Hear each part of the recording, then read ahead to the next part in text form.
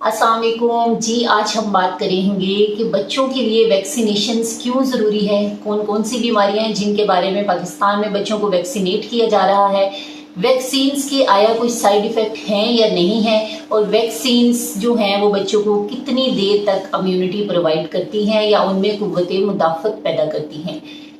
Vaccines हम बच्चों को देते हैं कि बच्चे बीमारी से एक्सपोज हुए बगैर उनके अंदर कुव्वत मुदाफ़त मौजूद हो, उनके अंदर ऐसी एंटीबॉडीज़ पैदा हो सके ताकि जब कभी बच्चा उनसे एक्सपोज हो तो उस बच्चे को कोई नुकसान ना हो सके। बहुत सारी संगीन और जानलेवा बीमारियां हैं जिसके अगेंस्ट पाकिस्तान में बच्चों को वैक्सीनेट किया जा रहा है। इनमें जो चंद कॉमन वैक्सीन जो हम दे रहे हैं उनकी बात करेंगे, जिसमें टीबी की वैक्सीन है, पोलियो की वैक्सीन है, हेपेटाइटिस बी की वैक्सीन है, इसमें खसरा की वैक्सीन है, रूबेला है, चिकन पॉक्स है। जी, हम आजकल बच्चों को हन्नाक से वैक्सीनेट कर रहे हैं, काली खांसी से वैक्सीनेट कर रहे हैं, डिफ्थीरिया जैसे मुहलिक मर्ज से वैक्सीनेट किया जा रहा है, और इसके अलावा कुछ फ्लू शॉट या इन्फ्लुएंजा की वैक्सीन भी होती हैं जो कि हम ऑन चॉइस बेसिस पे दे रहे होते हैं।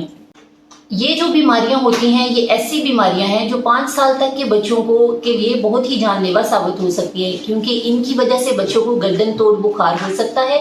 बच्चों को निमोनिया हो सकता है, बच्चा लाइफ लॉन्ग डिसेबिलिटी में जा सकता है, फालिज का शिकार हो सकता है, अंधा और बहरापन हो सकता है बच्चों में, अब तक बच्चों की अमवात की शरह बढ़ जाती है सकते हैं। इसलिए बच्चों के ये रिस्क लेने से बेहतर है कि हम बच्चों को इन बीमारियों से वैक्सीनेट कर दें। इन बीमारियों के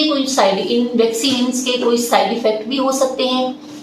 जहां तक ये वैक्सीन्स की एप्लीकेशन का ताल्लुक है तो ये इंतहाई टेस्टेड और रिसर्च के बाद सामने आती हैं। इन वैक्सीन्स को पहले बनाया जाता है, फिर उन्हें एनिमल्स और ह्यूमंस पे स्टडी किया जाता है कि ये उनके लिए किसी तरह के कोई मुज़र असरात सामने आते हैं। तो ज़्यादातर केसेस में कोई ऐसी चीज़ नहीं होती कि जो इंसान की जान को नुकसान दे रही होती है या कोई लाइफ लॉन्ग डिसेबिलिटी उससे हो सकती है।